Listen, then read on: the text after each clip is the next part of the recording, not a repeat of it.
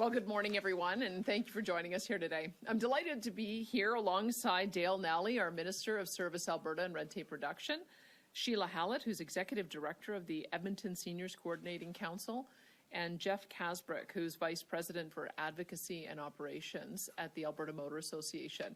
We're here today to highlight how government is continuing to protect Albertans from the worst effects of inflation.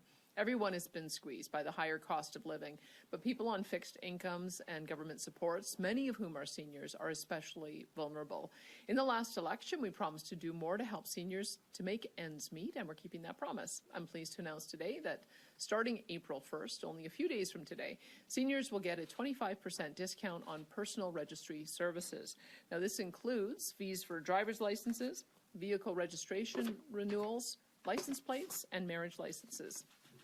These are unavoidable expenses, part of life for many Albertans. But seniors are the fastest growing age group in the province, and many rely on assistance to meet their basic needs, afford essential supports, and age safely in their homes. So it's more urgent than ever to provide them with relief from inflation-caused high costs of living. Every dollar they save is more money that they can use for the necessities like food and utilities and housing. And every dollar saved is extra peace of mind. These discounts are another step towards helping seniors handle their expenses, and they won't be the last ones. We have more in the works. Our goals go beyond taking away immediate financial stress. We want seniors to be healthy and happy as they enjoy an affordable and comfortable quality of life. For now, we're focused on delivering on the savings that we promised a year ago, but we'll also have more to say on those other changes soon. So to all of Alberta's seniors, the help you need is on the way, and it's going to keep on coming. So I would now like to invite Minister Dale Nally to the podium to share further details about how the discounts work and about how government is partnering with registry agents to deliver on them.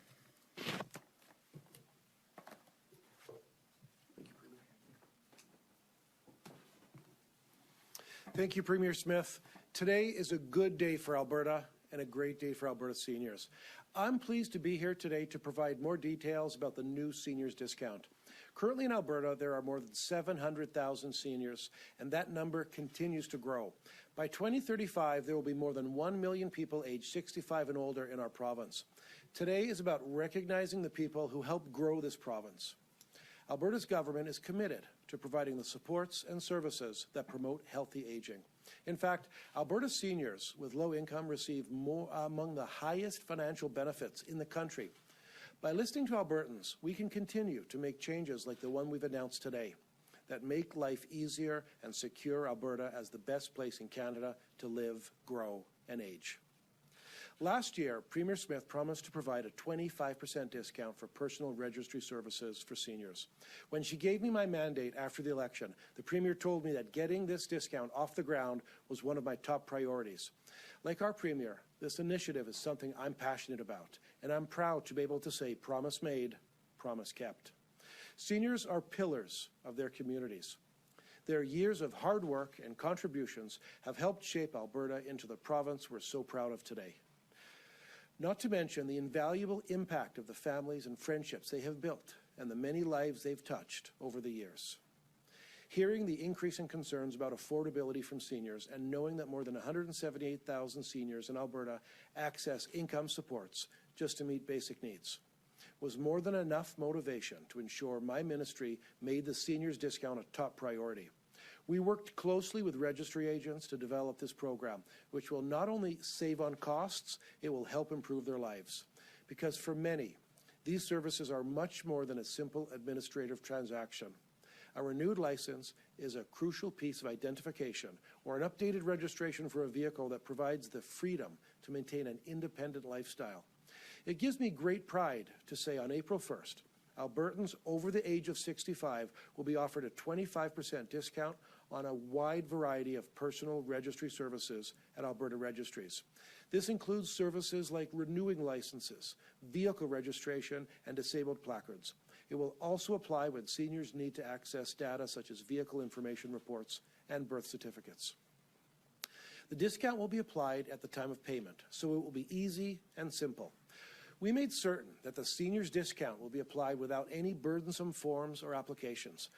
After all, I am the minister responsible for keeping the government focused on red tape reduction, and I'm committed to making things as easy as possible to access services. It's literally my job to make things simpler and less time-consuming for Albertans. My ministry is laser-focused on making life easier for all Albertans. We recently eliminated the backlog at the Land Titles Office, and we are working to modernize the way all registry services are offered. Adding a senior's discount for personal registry services is one more step in that direction.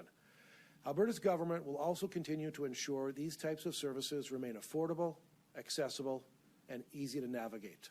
It's one way to enable older adults to age with dignity and respect.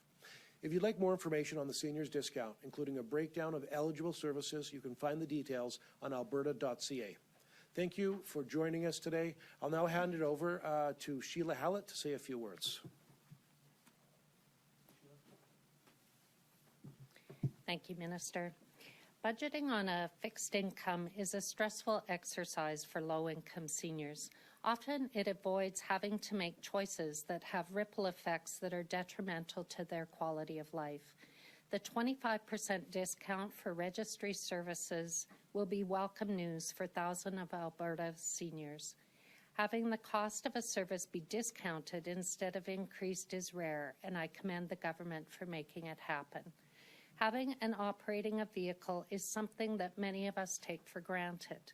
It takes on a whole new meaning in later life, and I've often heard seniors relate it with quality of life, especially when there are not transportation options in rural and remote areas. As older adults consistently express a desire to age in their communities as long as they can, having means to connect often involves transportation. Driver license renewals and vehicle registrations are services that a large percentage of older adults use, so having a discount on the cost will be a modest relief and take some of the pressure off budgeting. Discounts to other registry services such as marriage licenses and land title searches will no doubt be appreciated by many seniors as well. I applaud Dale Nally, Minister of Service Alberta and Red Tape Reduction, and his team for finding a way to reduce the cost of licensing and registrations for Alberta seniors. I'll now hand over the platform to Jeff Kasbrick, Vice President of Advocacy and Operations for Alberta Motor Association, to say a few words. Good morning. Thank you very much, Premier, Minister, as well as Sheila. I am pleased to be here today on behalf of the Alberta Motor Association, which is a proud provider of registry services in our province. AMA got its start in 1926, and from the province's very first license plate that we sold, which was just 50 cents at that time, to the many registry services that we provide today, our story, just like Alberta's story, is one that spans generations of Albertans. Our province has been nurtured, grown, and shaped by Alberta seniors. They helped form the province we know and love today, and they continue to be pillars of our communities. And after a lifetime of hard work, they deserve to enjoy an affordable and comfortable retirement. And so, anything that we can do to support that end is a step in the right direction. Registry services touch some of life's most important moments and milestones, delivering a key service when it's needed the most. And that's why we are very proud to be delivering upon and supporting the fulfillment of this important government commitment, which will help make life more affordable for Alberta's seniors. Seniors looking for friendly support and trusted expertise can visit AMA at any one of our 17 centres across the province. They can also book an appointment to meet with us at a time that fits their schedule and their needs, or they can also visit us online. We're ready to answer any questions that they may have about registry services and about how this discount will help them save money. On behalf of AMA, a membership community of more than 1 million Albertans, we thank the government for making this registry discount possible. It's our honour and our privilege to be able to support Alberta seniors and recognize their many contributions to our province and to our communities. They've been there for Alberta, and so we're proud to be there for them. Thank you. Thank you. We'll now enter the media Q&A portion of the announcement. We'll start with questions here in the room before making our way to the phones. A reminder, one question and one follow-up, and to state your name and outlet before your question. And I'll ask for those hands in the room. We'll start with Shay, and then we'll come to Janet. Thank you. I apologize. My question is off topic. It's for Minister Nally. Yeah, thank you so much. On the issue of life leases, I spoke with a woman today whose mother spent the last year of her life waiting for repayment of more than $300,000 from a life lease. Her daughter says learning that your government's legislation aimed at protecting life leaseholders will do nothing for her was extremely disappointing. Now, you did say today your job is to make your things simpler and easier for Albertans. What do you say to this family after their mother has now died and they've yet to see a cent? Well, we have always said that we're going to put life lease legislation and protections in place to make sure that this never happens again, and that's what we're doing. We are unable to go back in time and rewrite contracts, but that doesn't mean that these people aren't front of mind, because they absolutely are. Conversations are happening behind the scenes, and this matter is also being investigated as well. And so there's lots that I can't comment on because of that investigation, but I can tell you that that these people are always front of mind, because this is terrible. The idea that a senior can't get their life savings back is terrible. Yeah. And following up on that, you talked about conversations behind the scenes. The Alberta Life Lease Protection Society is taking issue with the legislation, as I'm sure you know. They want to see two main changes. One, the fund secured in a trust, and for it to be retroactive. They also say that you've grossly exaggerated or inflated your claims regarding consultation with them. And they also take issue with the fact that you've called them just a Facebook group, even though they've incorporated for months.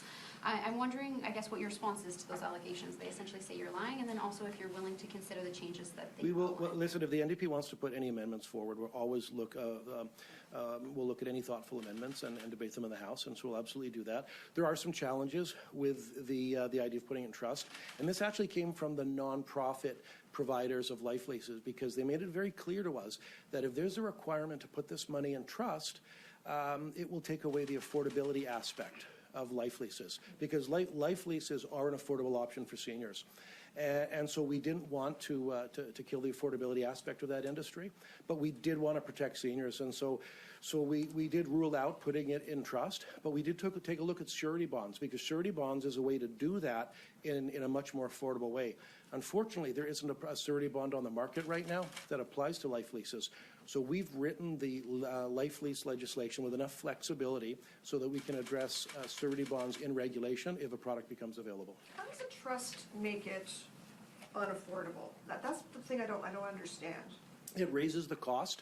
How? Well, it just makes it more expensive, because if you restrict the options of what they can do with the money, then it just means that it increases the cost that they pass on. You only have to look to as far as Manitoba for that, because in Manitoba, life leases, which has those types of restrictions in place, life leases are not an affordability option. So in Manitoba, a life lease is a lifestyle option, and they pay market rates for those units. In Alberta, life lease holders actually pay well below market value.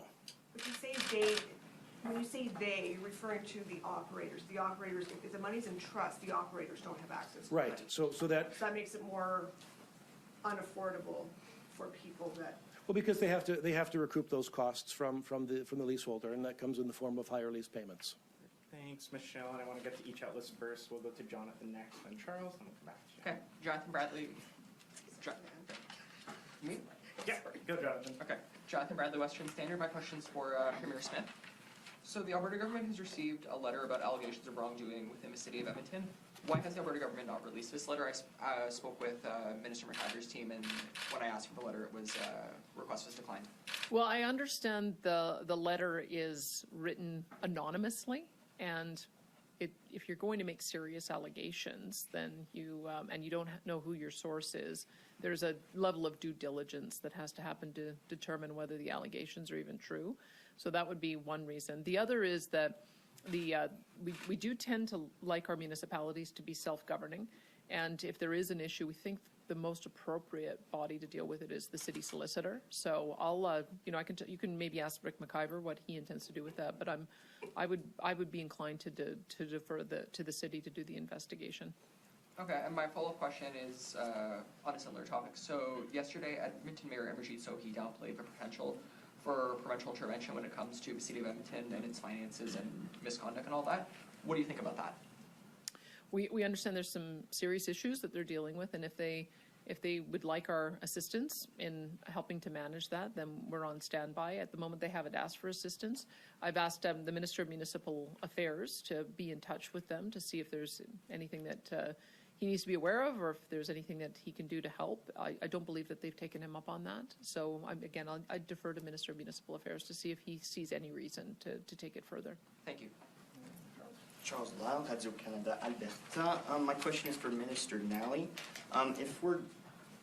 You guys mentioned higher cost of living, seniors being vulnerable. If we're giving discounts, why just 25 and not like 50% or something? You know, we could go around all day on why we hit 25 and not 20, or 25 and not 30. Here's what we said. We know that we provide the best supports, the highest level of supports for low-income seniors in the country. In fact, we've indexed those supports because we want to continue to do so. And then now we want to provide more. And so we said, look, we're going to provide a meaningful discount. For us, 25% is a meaningful discount on personal registry services. That's one more way that we can offer affordability to Albertans. But we're not done. There's more coming.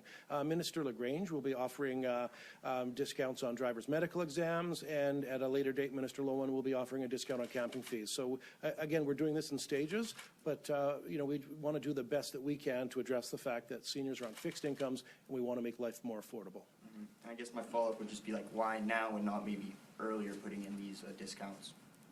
Well, I mean, we have a process in government, and of course, the day after you're sworn in, you can't implement everything because we had to discuss and consult with the registries because they're the ones that are going to be doing this for us on our behalf. We had to put policy in place. We had to write regulations. We have a decision-making process that goes through committee and Treasury Board and Cabinet, and we had to go through that process.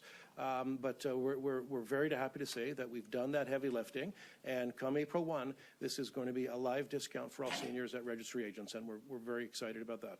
Thank you. We'll go to Janet. Questions for Premier Smith. Just wanted to ask about the committee meeting you were just at. You said that you're looking at 14 different actions to take against the federal government regarding various ways you say that they're invading Alberta's jurisdiction. What are these 14 incursions, and do you mean legal actions? Yeah, we mean legal actions. There's a few that I think you would already know. We're looking at we're going to continue to intervene on the plastics ruling, since that has to go to a higher level of government. We won the first round with them declaring it was unconstitutional at the level of the federal court. And we are seeking advice on whether we can also challenge the carbon tax, now that it's, I think, violating the spirit of what was decided in the original Supreme Court action, which was to apply a tax equally across the country to all users in all provinces. The Bloc member this morning made the point several times that they don't have a fuel tax in Quebec, and we know that home heating fuel has also been carved out. There are only 12,000 Albertans on home heating fuel, so it's quite clear that it's not going to benefit our region. It's going to be benefiting other regions. And so when you undermine the spirit behind the legislation, we think that's another one. And there's just a variety in various stages. I think we just keep adding to the list. I could perhaps get Minister Amory to talk to you about those, but those are the two that are the furthest along.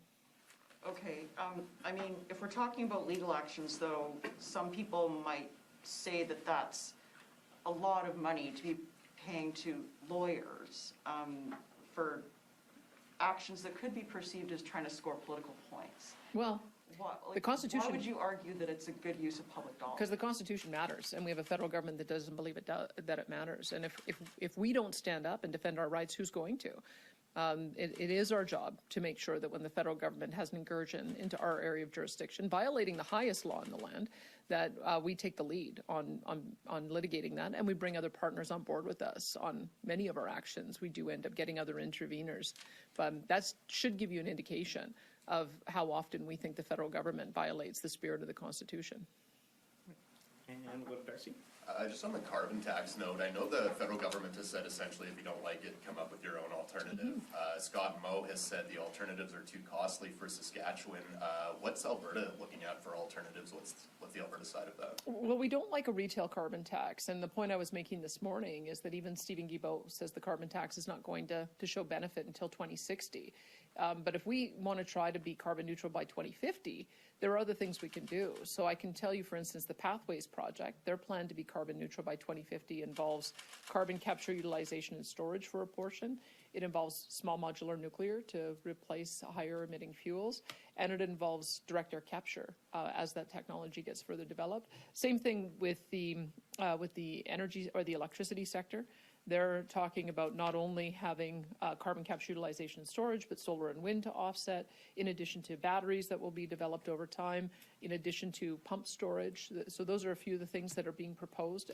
Interties between British Columbia, Saskatchewan, and Manitoba will also help have all of that electricity move around. We also launched the first commercial hydrogen fueling station yesterday. The Edmonton International Airport's bought 100 Toyota Mirais. Dale Nally managed to secure 3 of those, and they have a 5,000 vehicle challenge. We're doing dual fuel vehicle or engines with the energy, or pardon me, with the transportation sector.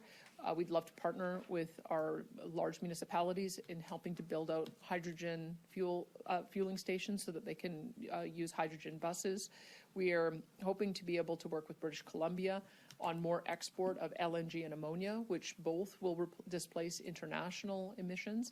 Ammonia in particular is something sought after by South Korea, Japan, and India to do combined combustion in their coal plants to be able to reduce the overall emissions profile. We've invested $2.7 billion so far through Emissions Reduction Alberta to support a whole variety of pilot projects. I think we have dozens that are going to be supported for hydrogen. We've got dozens that are going to be supported for bitumen beyond combustion. We supported geothermal as well, which now has at-scale development. We also have partnered with the federal government on using our immense carbon capture reserves to support net zero petrochemicals with Dow Chemical, net zero hydrogen with Air Products, net zero cement with Heidelberg, which I believe is going to be announced shortly. Every time I go to a conference, I keep saying we're missing net zero steel. We'd love to be able to have POSCO or somebody come into our province to be able to deliver net zero steel.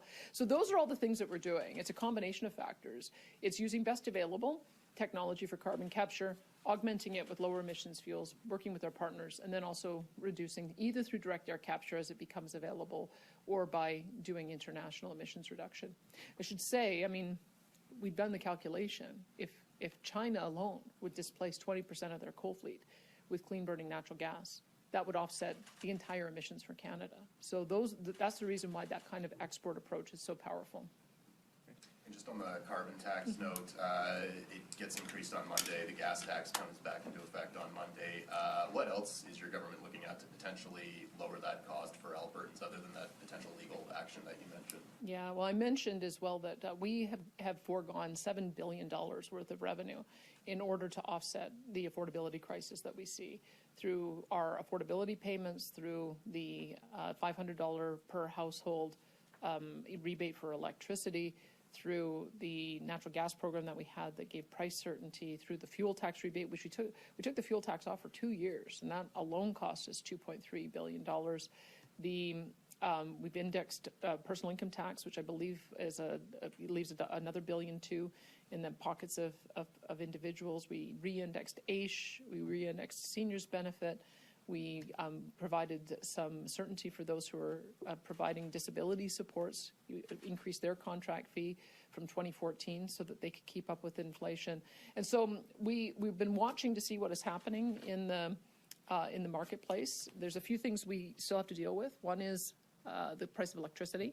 And my electricity minister has a plan that will stabilize electricity for all users in the long term. He'll be announcing that in the coming weeks. We also have at least stabilized the increase in prices for insurance for good drivers. So we still have more work to do there. I know that that the minister has commissioned a report on that. That's another area. And we're building more houses. If you look at our housing starts, it's quite dramatic. They've gone up about 100% compared to January last year and February last year. I can't wait to see the March statistics. And part of the reason for that is because we've challenged the municipalities to clear away some of the permits. This is something that my red tape minister feels very strongly about, and it's working. So having more housing stock come on will reduce the cost of housing as well as rental housing, as well as Seniors, Community and Social Services Minister Jason Nixon continues to expand and look at our rental support programs so that we can support people with their rent. So there's a whole variety of things that we're doing. And if oil prices continue to trend above $80, then the 4-cent a litre tax will come off again. If it trends above $90, then we'll take it off completely. And I mentioned to the cabinet or the committee today that I spoke with is that if they want to structure their program exactly like ours, so that if it gets above $90, they take the carbon tax off completely, we would be delighted to see them do that. The carbon tax is going to be 17 cents. Their federal fuel tax is another 10 cents. And then the GST that they charge on a typical fill-up would be another 7 cents. So we're charging 13 cents to be able to pay for roads. They're charging 35 cents. We have a reprieve program where it would be taken off completely. They don't. So those are the things that we would hope the federal government would respond to. Thank you. We have time for a few more questions. We're just going to go to the phones first. I'll come back to you last, Catherine. Operator, could you put through the first caller on the phones, please? Chris Barco, Calgary Herald. Hi, this is a question for the Premier. Premier, you appeared today at the Parliamentary Committee to talk about the carbon tax, and in the 1 hour of discussion veered into topics around LNG, pulling out of the CPP, forest fires, agricultural practices, Alberta Sovereignty Act, the Renewable Pause, and healthcare. What did you make of it? And I guess, more importantly, what did you accomplish?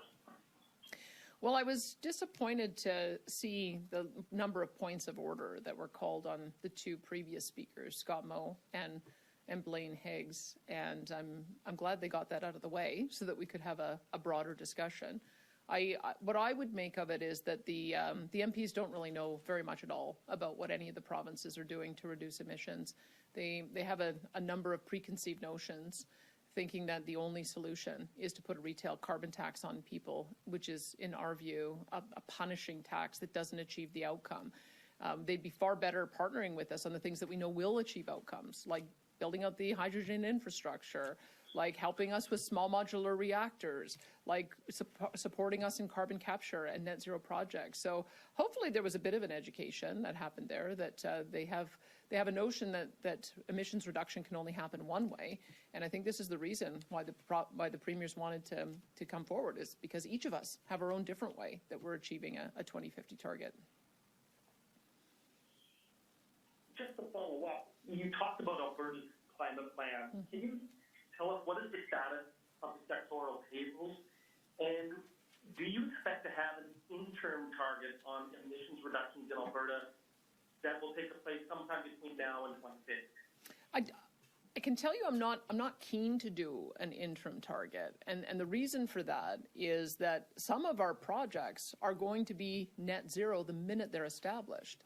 So Air Products, when it's done, I believe, in 2026, Dow Chemical, when it's done in 2028, and Heidelberg, again, done before the end of the 20s, they're going to be net zero immediately.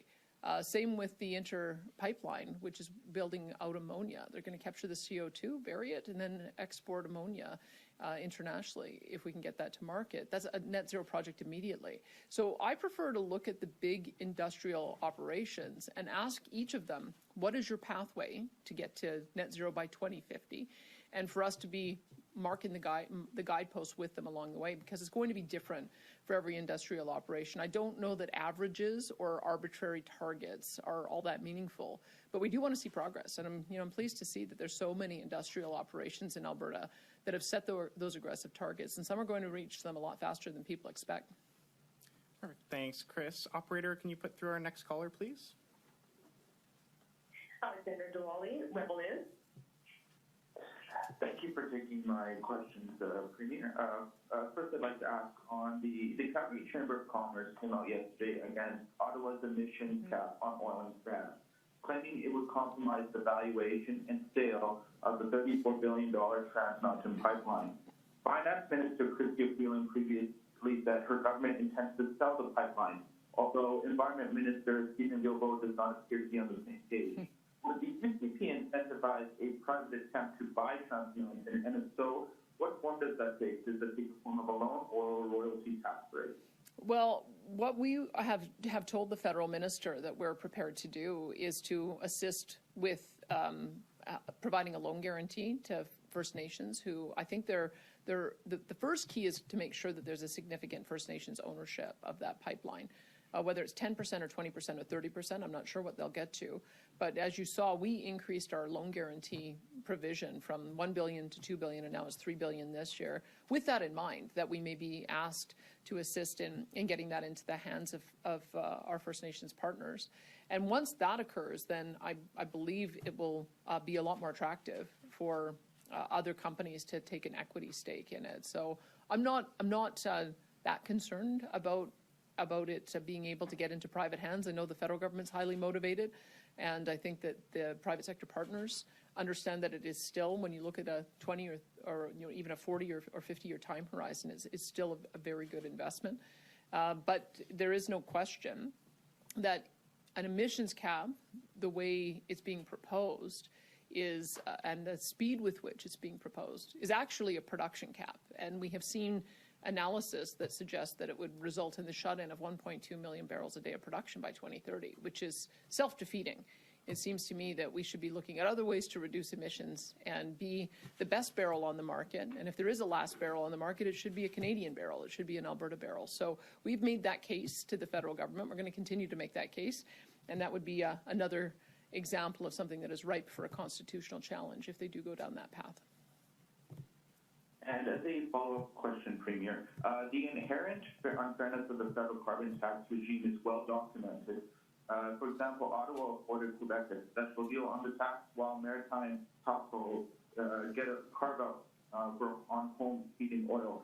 Do you believe the federal government's end goal is to bring Alberta's economy to its knees as a have-not province?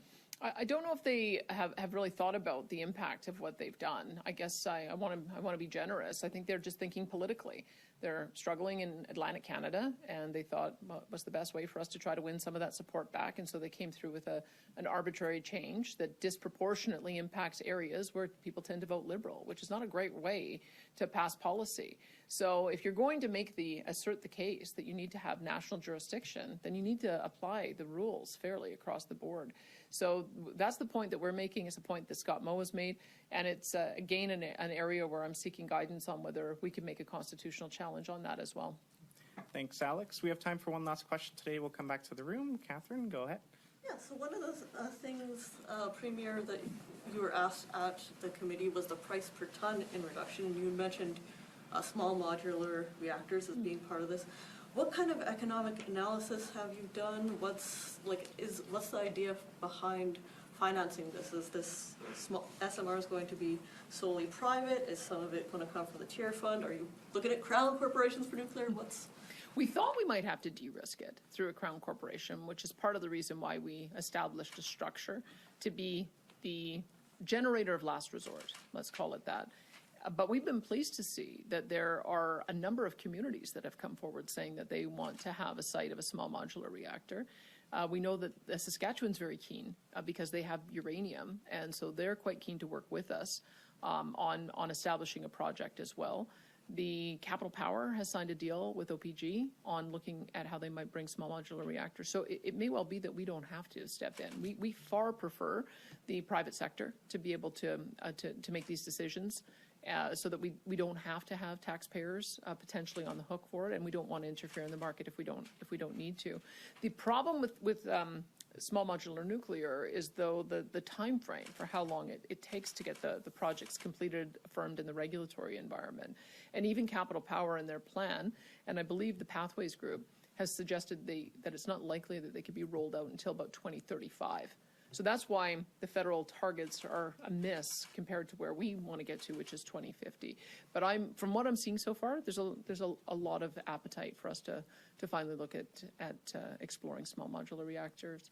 If you may want to talk to Minister Neudorf about the cost on that, because I'm trying to go from memory about how much it costs for the small, because they're about, I think, 300 to 400 megawatts each typically is the size, and then you can put a number co-located on an individual site and get to be quite significant. But he'll have a better idea of what the numbers look like there. But it'd be nice if the private sector was willing to go forward with that.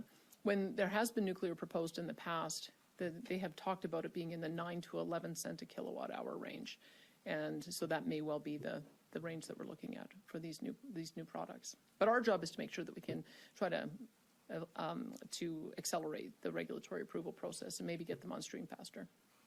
And then a question on today's announcement. This is billed as an affordability measure, but it's not income tested for low-income seniors. There's people on fixed income, such as income support, who aren't getting this. There's seniors who have a hefty retirement savings who are doing okay for themselves. So why not have that income testing? We had that conversation for sure, but we didn't campaign on income testing it. And it also comes down to the fact that we wanted to recognize the role that seniors play in our province and of growing this province. And we just didn't want to income test this, not for seniors. We appreciate that the work that they've done in providing for the Alberta Advantage, and we wanted every senior to be able to benefit from this discount. That was important to us. Thank you, and that'll conclude today's announcement. Thank you, everyone, for joining us.